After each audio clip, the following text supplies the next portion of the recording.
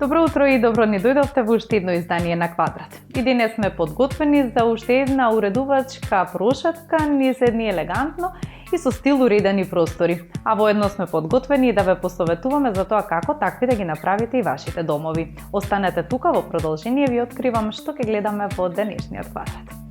Во новиот Квадрат зборуваме за тоа кои бои не би требало да бидат дел од вашата спална соба, кои бои се добри во вашиот простор и како да внесете боја во вашиот бел интериер. Останете тука. По рекламите почнува новиот Квадрат.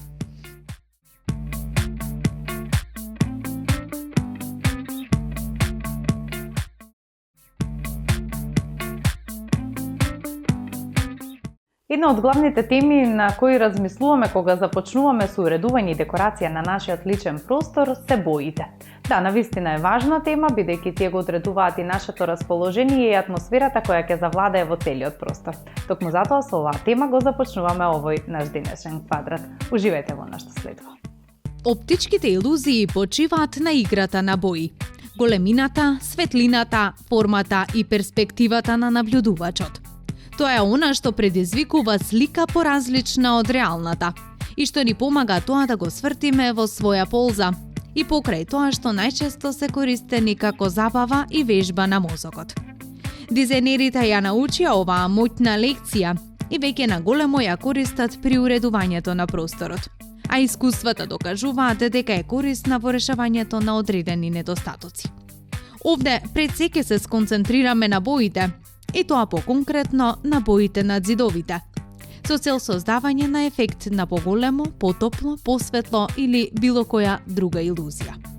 Една иста боја може да изгледа потполно поинаку ако се наоѓа на различна површина и позадина, а доволен е и еден дел поинаку да се нанесе за мозокот да ни даде поинаква перцепција на целиот простор. Ние знаеме овие визуелни илузии да ги наречеме и трикови во уредувањето, а во продолжение ќе ви откриеме и дел од нив. Тесните и долги ходници, токму како и претесните соби, ќе ги прошириме визуелно со боење на еден од двата долги ѕидови со темна боја, а останатите со светла нијанса. Ова правило важи и за сите мали простории во кои сакате да внесете боја. Во становите со високи плафони, добар трик е да не ги боите до плафонот, туку границата да ја спуштите пониско.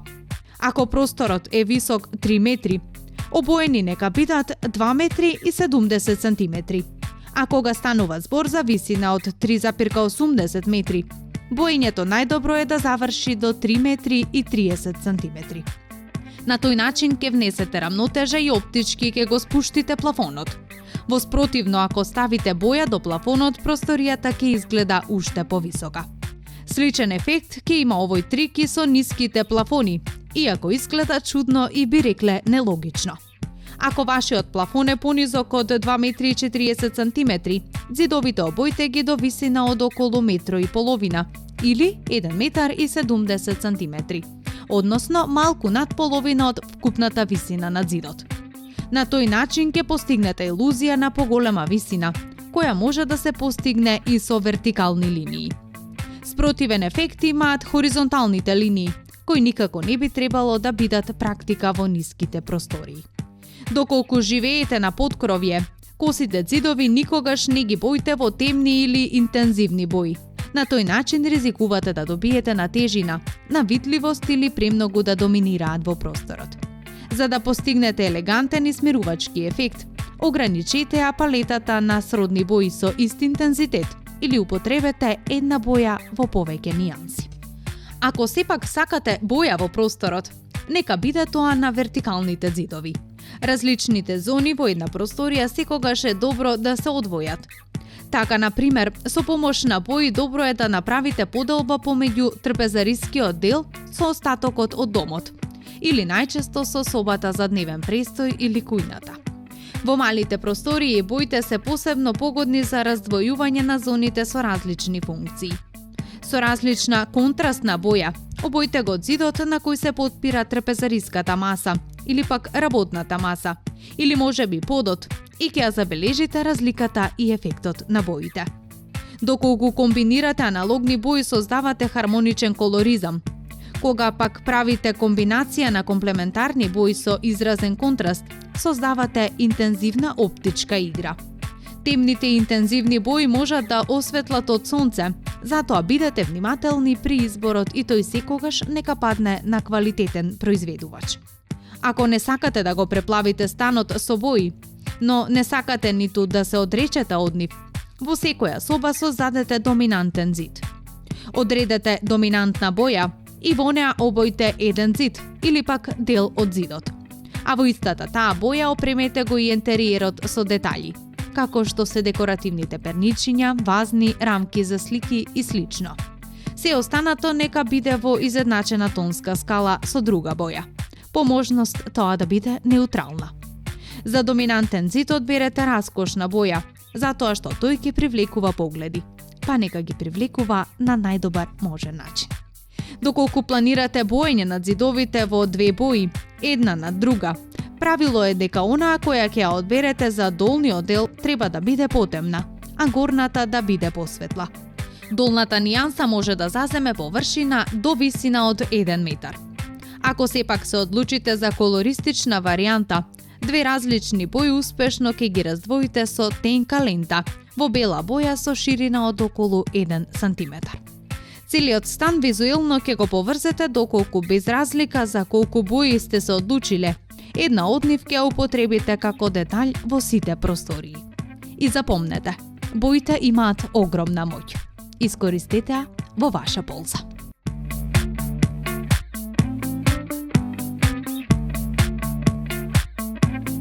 Во изминативе години минимализмот е можеби еден од најпознатите трендови и најчесто употребувани во нашите простори, се почесто гледаме бела боја во домовите. Но дали мора да бидат само бели? Доколку сакате да знаете како да внесете боја во белите домови, ви откриваме ние во прилогот кој следува токму сега. Во светот на луксузниот ентериер, белата боја не само што представува отсуство на тонови, таа символизира чистота, пространност и совршена рамнотежа на светлина. Модерните дизајни на интериери се почесто се одлучуваат за комплетно бел интериер, од едноставна причина што тоа е класично, но истовремено и најлуксузно и префинето, кога станува збор за изглед на интериерот.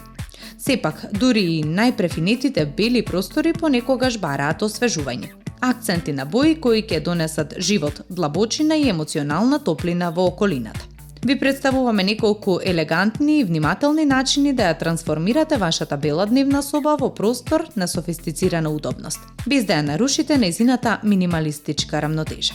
Уметнички поставените огледала не само што ја рефлектираат светлината, туку создаваат илузија на поголем простор, зголемувајќи ја визуелната вредност на секој агол. Без разлика дали станува збор за класични рамки со златни завршетоци или современи форми со метални ефекти, огледалото станува централен декоративен елемент кој ја нагласува раскошноста во едноставноста. Растенијата во затворен простор и раскошните цветни аранжмани носат нота на природна топлина и уникатна динамика. Во комбинација со бели ѕидови, фикус дрво, елегантни или нежни букети од божур, го трансформираат просторот во урбана градина, освежувајќи атмосферата и подигнувајќи енергијата на просторот на повисоко ниво. Црните детали во интериерот, од апстрактни слики, керамички вазни до модерни подни светилки, носат доза на драма и раскошен контраст. На бела позадина овие софистицирани акценти создаваат чувство на архитектонска сериозност и современа естетика, идеален за љубителите на дискретен луксус. Софиево кадифе на бордо боја, фотели во топли, теракота тонови, перници во заситени нијанси на маслинка. Секој внимателно одбран детај мора да стане визуелна точка на луксус. Ваквите акценти внесуваат индивидуалност и уметнички карактер на белиот простор. Детали во златни тонови, нежни скулптури, рамки за слики, стаклени светилки со месинка основа носат благородност и елеганција. На бела позадина златните елементи делуваат како дискретни луксузни потписи, создавајќи простор кој зрачи со хармонија, смиреност и суптилен гламур. Како во модата, така и во архитектурата и во интериерното уредување. Тенденциите континуирано се трансформираат и менуваат. Но покрај сите тие динамични промени, постојат неколку базични и безвременски концепти кои остануваат присутни и стабилни независно од тоа каква е климата. Во контекст на интериерно уредување, една таква естетика која важи за бесмртна е комбинацијата на доминантно бела боја, или беж нијанси и дрвени елементи, кои во ваков спој му даваат совршен смирен дух и хармонија на домот. Во вистинските раце, белото станува платно на кое се гради елеганција. Без разлика дали се стремите кон минимализам или богата сликовитост, со овие 5 добро осмислени стилски допири е можно да создадете простор кој зрачи со ексклузивност, суптилност и незаменливо чувство на естетска рамнотежа.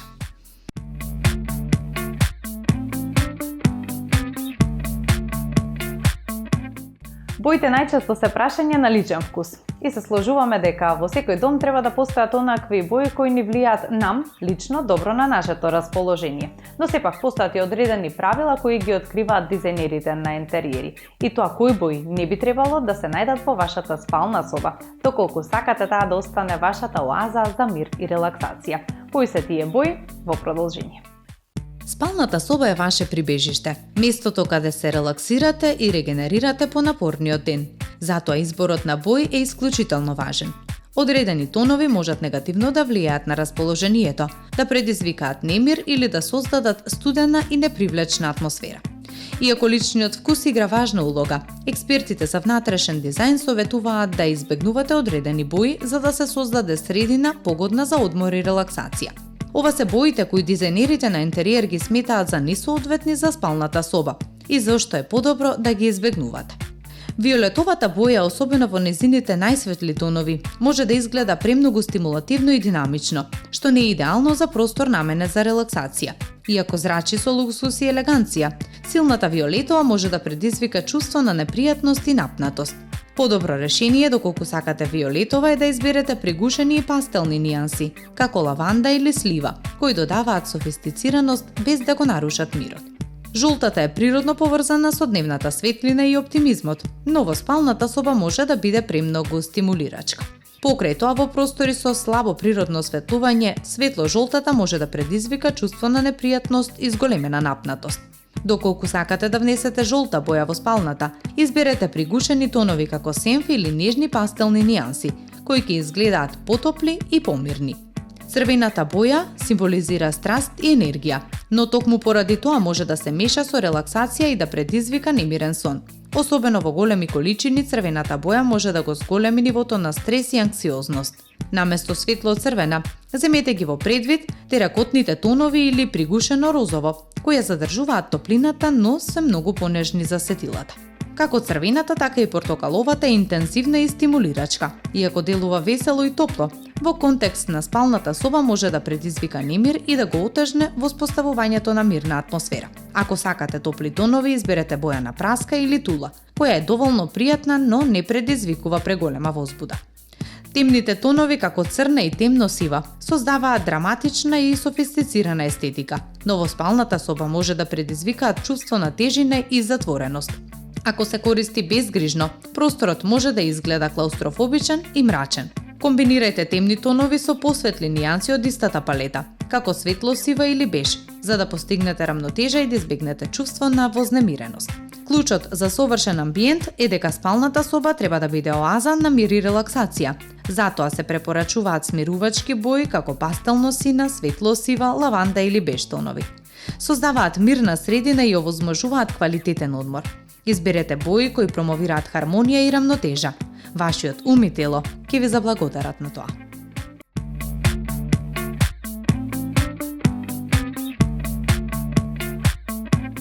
Архитектонското студио во Будимпешта, Парадигма Ариадне, го претвори традиционалниот двособен стан во модерен и храбар заеднички амбиент, лоциран во самиот центар на главниот град на Унгарија. Реновирањето на станот значеше реновирање на просториите кои гледаа кон улицата и кон внатрешниот двор на зградата, со цел да создаде нова игрива и колоритна атмосфера во него. Со воведувањето на атрактивен елемент на зидот што минува низ станот, архитектите создадоа централен простор кој ги поврзува двете простории, со цел да се елиминираат по одделните делови да се создаде непрекината визуелна врска помеѓу двата краја на станот. Новиот простор носи чувство на монументалност на заеднички простор за живење, додека освежувачката просторна структура го занемарува редот на просториите и зидовите и го дава целиот простор во ревитализирачки одблесок од жолта и тиркизна боја. За понатамошно зајакнување на концептот, новите ѕидови се претворија во дијагонали во форма на елементи за складирање, полици за книги, па дури и на вратата од собата. Светло-жолта и тиркизна сенка привлекува внимание на гледачот со цел да се создаде проширен ефект на просторот, како и доволно простор за складирање. Кога сте дизајнер на интериер кој исто така дизајнира и производи, вашиот дом е совршено место за експериментирање со декорот. Мишел Диркс припаѓа токму на оваа категорија, како дизајнер на интериер на еден простор лоциран во Сиетл кој датира од 1960-тите години, на кој му било потребно многу реновирање. Дизајнерот го искористил реновирањето како можност да ги покаже своите нови дизајни, кои вклучуваат позадини, теписи и ткаенини. Колекциите се создадени во соработка со 9 уметници, и тоа Мија Кернер, Джеф Гербер, Дана Мунеј, Дженифер Готје, Джои Бейтс, Кори Левел, Ноел Фонтен, Кевин Кок и Китри Вуд, чии оригинални дела биле скенирани и користени од страна на дизајнерот, како примероци кои се повторуваат.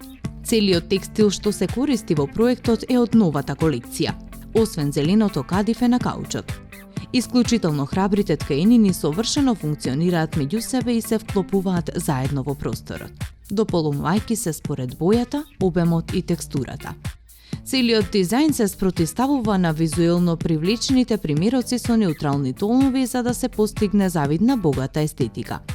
Минималистичката кујна содржи дектон позадина и отворени полици направени од синдап. Целиот проект за реновирање на станот наречен Випсец Флет со површина од 67 квадратни метри се базира на идејата за создавање на удобен дом во Полска, во кој ќе живеат двојка заедно со нивните миленичиња.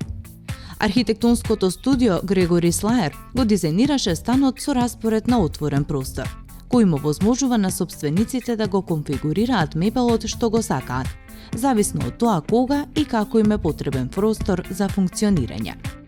Единствената поделба е помеѓу кујната, трпезаријата и дневната соба. Ноќниот простор во кој има спална соба и бања, сокриени се зад розовиот зид. Минималистичкиот дизајн содржи бели ѕидови и тавани, комбинирани со фурнирани кабинети со темно дрво и камени акценти. Смелите бои разиграно се истакнуваат како смарагно-зелениот кауч и светло-резедниот зид, додека помеѓу спалните кои се во темни виолетови нијанси и целосно отворена бања, има само завеса за дополнителна приватност. Светлите бои и минималистичката геометрија на просториите дополнително ја истакнуваат пространноста и отвореноста на станот.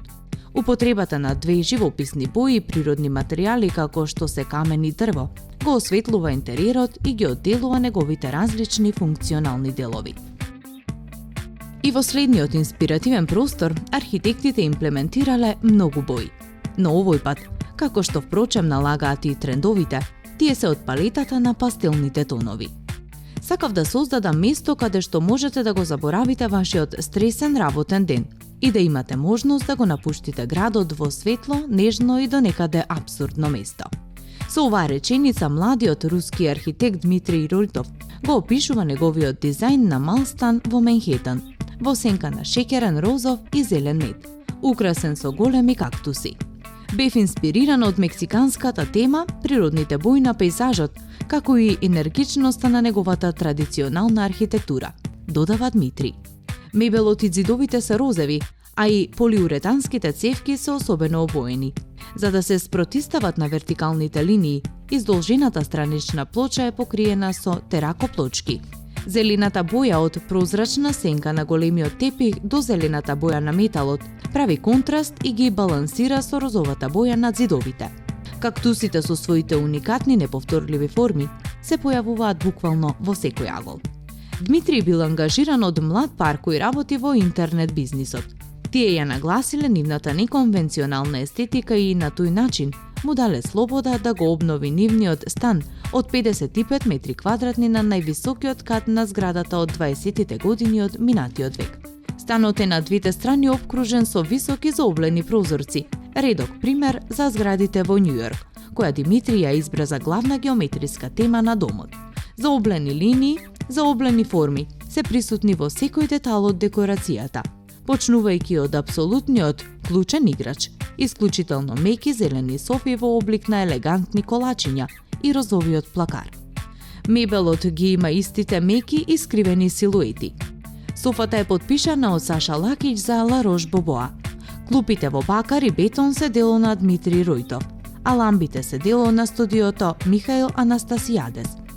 Дневната соба, трпезаријата и кујната се сместени во една единствена просторија.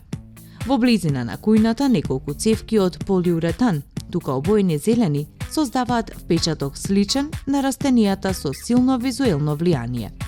Распространувајќи се од подот до таванот, се чини дека се движат кон врвот, зголемувајќи ја вертикалноста на станот. За разлика од мекиот полн мебел, со кој е опремена дневната соба, трпезаријата спроти прозорецот има едноставна филигранска маса и столици во зелена боја. Помеѓу кујната и дневната соба во трпезаријата, акцентот е на генерички дизајн столче, дизајнирано од Филип Старк за картел, и маса со мермерни врвови и база во стакло, дизајнирано страна на Роид. Кујната е донекаде метафизичка. Една зимна единица која вклучува работна маса и кабинети, личи на гардероба со заоблена силуета. Пинк мијалникот се претопува со теракоплочките. Спектакуларниот облик на бакар од брановиден метал репродуцира, во мала мера, целиот ефект во цевката и подеднакво служи како позадина. Украсената кујна е планирана со големо внимание на деталите и се базира на рафиниран контраст на разни заоблени силуети и материјали. Кружниот отвор, затворен со сини портокалов лист, визуелно го поврзува влезот со кујната. Спалната соба е декорирана да изгледа како изгреј сонце. Над зидовите светлата розова од дневната соба се заменува со помеки нијанси, кои се претвораат зелениот подот во сина, тиркизна и нежни позадини кои се рачно изработени. Изгледа како да спиеш надвор, во мексикански двор, обкружен со кактуси, благодарение на изградбата на дополнителен зид и скали, кои се однесуваат на древниот, традиционален мексикански малтер.